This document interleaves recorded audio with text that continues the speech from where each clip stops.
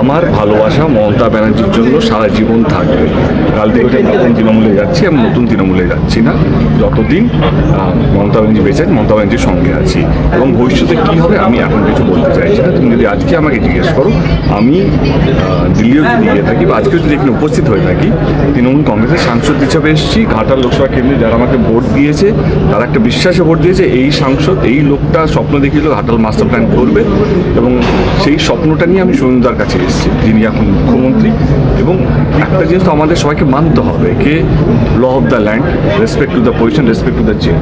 আজকে আমি এটা তো অবিশ্বাস করতে পারবো না কে শুভেন্দু অধিকারী আমি আমাদের রাজ্যের মুখ্যমন্ত্রী না। আমাকে তো এটা মানতে হবে, আমাকে কেন, আমাদের সবাইকে মানতে হবে।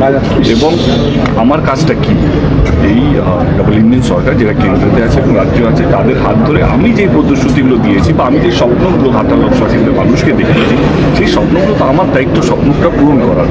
এবং আমার পুরো বিশ্বাস যে এই রাজ্য সরকার এবং সুবিধা এবং কেন্দ্র সরকার এই যে উদ্যোগটা নিয়েছে ঘাটাল মাস্টার প্ল্যানটা, এটা তার জন্য যেই টার্মটা আমরা সেট করেন 2029-এর আগে, আমার আজকেও কথা হলো সেই টেনিয়রের মধ্যেই শেষ করা। আপনি